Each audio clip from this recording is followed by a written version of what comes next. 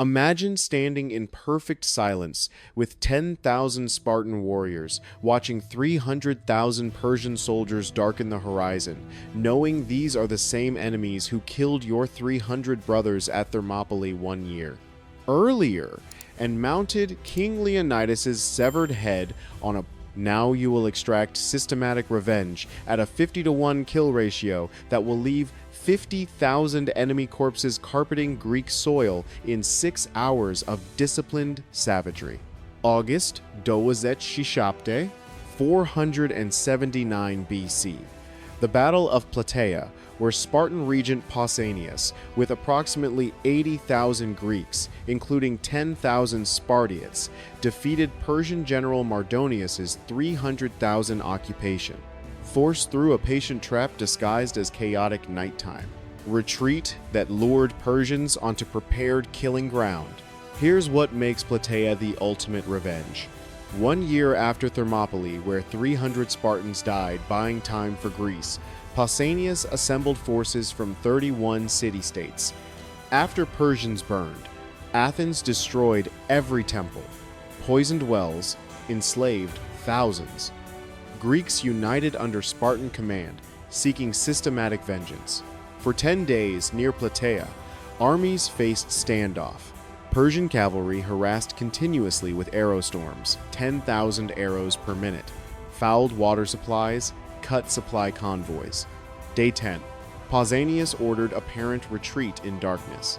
The withdrawal became disaster. Athenians scattered, Corinthians lost. Spartan captain Amompharetus refused orders, leaving 10,000 Spartans isolated. Mardonius saw scattered Greeks and ordered full assault. As 300,000 Persians advanced, Pausanias positioned forces on chosen ground. For over an hour, Spartans stood under arrow bombardment, while Pausanias sacrificed goats seeking favorable omens. 91 Spartans died waiting for divine approval. When omens turned favorable, Spartans advanced in perfect phalanx. 8-foot spears outreached Persian weapons. Bronze armor turned Persian swords. Spartan Aramnestos hurled stone, crushing Mardonius's skull. Persian morale disintegrated. Result: 50,000 Persian casualties versus 1,000 Greek losses. Fleeing Persians trapped in fortified camp, systematic massacre. No quarter given. Western civilization saved through 6 hours of merciless slaughter. To understand why the Battle of Plataea became history's most complete military revenge, exacting a 50-to-1 blood price for Thermopylae's 300, you need to understand what happened 1 year earlier that transformed Greek warfare from heroic resistance into systematic extermination. August 480 BC, King Leonidas and 300 Spartans made their legendary last stand at Thermopylae's narrow pass. For 3 days, they held against impossible odds. Perhaps 200,000 Persians, ancient sources claim more, funneled through geography that neutralized numbers. Then betrayal. A Greek traitor named Ephialtes showed Persians the mountain path around the pass. At dawn on the 3rd day, Leonidas realized encirclement was complete. He dismissed most Greek allies to save them, keeping his 300 Spartans plus 700 Thespians who refused to abandon them. What followed became legend, but the aftermath became nightmare. Every single Spartan died fighting. When the killing ended, Persians mutilated the bodies. King Leonidas was beheaded, his head mounted on a spike as warning to all Greeks: resist Persia and face not just death, but desecration. The message was crystal clear: submit or be annihilated, not just militarily, but culturally. Then Persians marched on Athens. The city had been evacuated. Population fled to Salamis Island and Peloponnese. But Persians destroyed it systematically anyway. They burned the Acropolis with its ancient temples. They smashed statues that had stood for centuries. They poisoned wells with corpses. They salted fields. They enslaved anyone they captured. This wasn't military conquest. It was deliberate cultural extermination designed to erase Athens from history. Every Greek at Plataea had personal stakes. Athenians under Aristides the Just had watched their city burn, their temples desecrated, their culture attacked. Every Athenian soldier had lost homes, family members, everything to Persian, systematic destruction. Spartans carried double burden, avenging Leonidas while restoring Spartan honor. Corinthians, Tegeans, and 29 other city-states contributed forces, each with stories of Persian raids, burned villages, enslaved populations. Now meet the architect of Greece's systematic revenge, Pausanias, age 25, regent of Sparta, nephew to dead Leonidas, a man who consulted oracles obsessively before every decision. Soldiers whispered he could see the future in sacrificial animal entrails. He commanded respect through mystery and absolute tactical competence. He carried not just Sparta's military honor, but his entire family's demand for blood vengeance on his bronze-covered shoulders. Opposing him stood Mardonius, Xerxes' brother-in-law, the kingmaker, the power behind the Persian throne. While Xerxes fled back to Persia after the naval disaster at Salamis, where Athenian triremes destroyed the Persian fleet, Mardonius stayed behind with 300,000 of the empire's finest troops specifically to finish what Thermopylae had started. He had personally overseen Athens' burning. Victory here would make him the most powerful man in the Persian Empire. The Persian hosts that darkened Plataea's plains defied comprehension. Ancient sources claim 300,000. Modern historians debate exact numbers, but all agree it was massive and professional. At its core stood the Immortals, 10,000 elite infantry, whose name came from immediately replacing casualties. They wore glittering scale armor, carried wicker shields, fought with bow, spear, and sword. Supporting them came 30,000 cavalry, the pride of Persian warfare. These were horse archers from Media, Bactria, and Persia proper, who could put arrows through Greek helmet eye slots at full gallop. Their tactical mobility had won dozens of battles across the empire. On Plataea's open plains, they held every terrain advantage. The Greeks brought 80,000 hoplites, heavy infantry that fought like human tanks. At the heart stood 10,000 Spartans, not just the famous 300 royal guard who died at Thermopylae, but the full military might of Lacedaemon assembled for total war. Each Spartan trained from age 7 in the Agoge system, lived for warfare, died for glory. Their bronze breastplates could turn Persian arrows. Their 8-foot spears outreached Persian weapons by 2 feet. Their discipline was supernatural. They would die in formation before breaking ranks. Athens contributed 8,000 hoplites, each burning for revenge against the city burners. Corinth sent 5,000, Megara 3,000. Even tiny Plataea, whose territory would host this apocalyptic clash, managed 600 warriors. Every Greek state that still breathed free sent what they could. 31 city-states united for the first and last time. But Pausanias faced challenges beyond Persian numbers. The Greek alliance barely held together through mutual hatred. Spartans considered Athenians soft democrats. Athenians saw Spartans as brutal oligarchs who had let Athens burn. Corinthians trusted neither. Each contingent had its own commander, its own political agenda, its own honor to protect obsessively. One wrong move, one perceived slight, and the alliance would shatter into civil war before Persians struck. Pausanias had to manage not just a battle, but 31 separate egos simultaneously.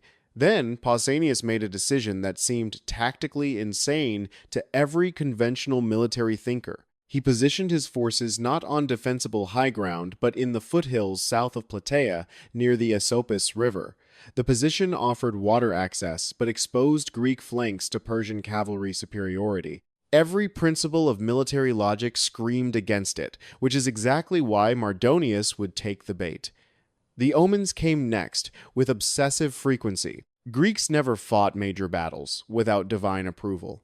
And Pausanias took this religious requirement seriously, to the point of superstition. Every morning he sacrificed animals, goats, sheep, oxen, reading their entrails for favorable signs, consulting seers who claimed direct communication with gods. The men grew increasingly restless watching. Persians across the plain watched and laughed at Greek superstition.